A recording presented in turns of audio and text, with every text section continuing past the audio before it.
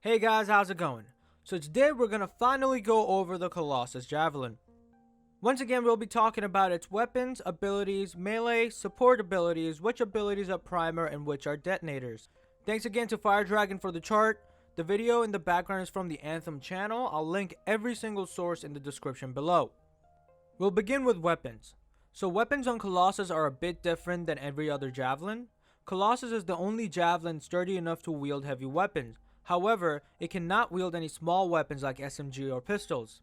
This is pretty interesting because if you want to be a heavy hitter with weapons, you would probably want to go along with the Colossus. So the Colossus has Ordnance Launcher and Heavy Assault Launcher as its abilities. We're going to begin with Ordnance Launcher. The first Ordnance Launcher ability we have is called High Explosive Mortar. High Explosive Mortar is basically what it sounds like. You bomb anything in your way with an explosive projectile that deals heavy damage to a small area. High Explosive Mortar does blast damage and it is a detonator. Next ability we have is called Burst Mortar. Burst Mortar launches a volley of mini mortars to blast everything in a huge area. From the wording of it, this ability sounds like a pretty big AoE ability, so you would probably want to use these mini mortars to take out small adds, but a lot of them at once. Burst Mortar does blast damage, and as far as we know, it's neither a primer nor a detonator. It could stay that way, or it could change once the full game comes out. Next ability we have is called Firewalled Mortar. This is another mortar ability that lights the battlefield on fire with a huge wall of flame. This ability is a primer and it does fire damage. Next ability we have is called Lightning Coil. Lightning Coil gives your enemies a shock with an arc of electricity that targets a random enemy. Now it sounds like this is not an ability that you would target towards somebody, it is an ability that will randomly pick an enemy in front of you. Lightning Coil does electric damage and according to the chart it is a detonator. A quick thing to keep in mind, Anthem full release is still about a month away, so some of these abilities may be subject to change. The next and final Ordnance Launcher we have is called Shock Coil. Shock Coil hits every target around you with waves of electricity. From the wording of it, this sounds like an AoE ability that surrounds your Javelin. Sounds like a pretty good defensive ability in my opinion. If I get surrounded by a lot of adds and I'm not doing so well, I would probably pop this ability and try to get out. Shock Coil does electric damage and as far as we know, it is neither a primer nor a detonator. Now we're going to move on to the Heavy Assault Launcher. The very first Heavy Assault Launcher we have here is called Siege Artillery. I know on the chart it says Heavy Cannon, but the name has been changed by the Anthem dev team. Anyway, with Siege Artillery, you're going to hit your enemies with a hefty rocket. I know it doesn't sound like much, but I feel like this is going to be one of the abilities that's going to do massive damage.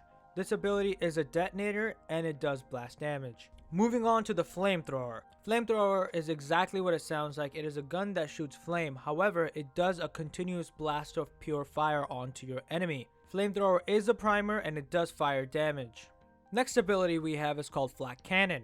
Flak Cannon puts your opponents down with a short range scatter shot blast. Now this ability sounds like a very close range shotgun type ability. However, I think it is meant for multiple enemies and not just one.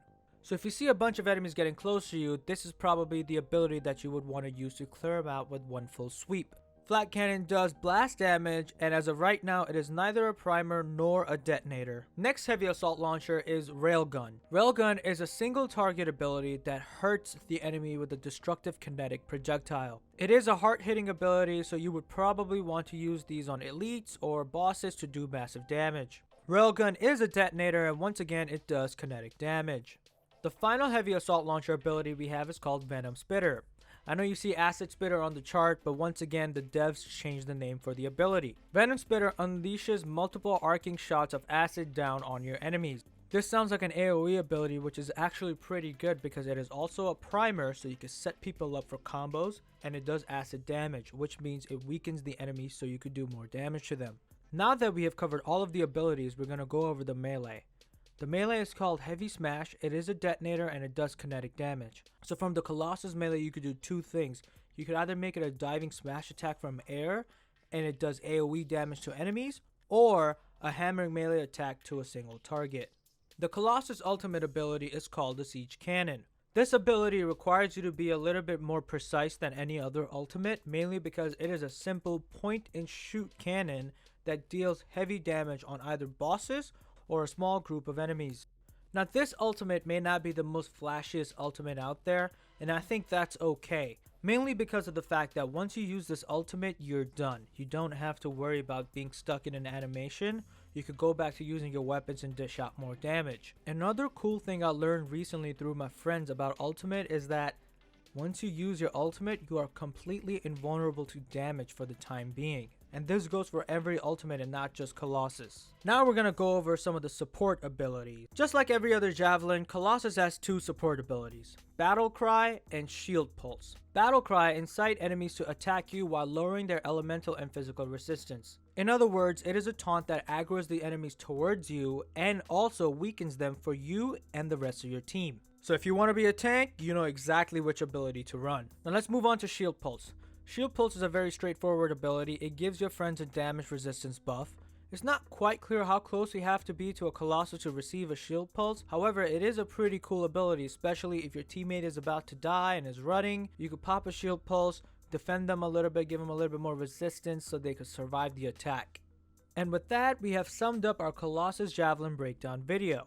Just a heads up guys, the VIP demo goes live tomorrow. That is the 25th of January. Hopefully I helped you figure out which Javelin you would want to try out first. If you are wondering when the demo goes live, I got this screenshot from a subreddit. I'll link the subreddit down below if you need additional information regarding the demo.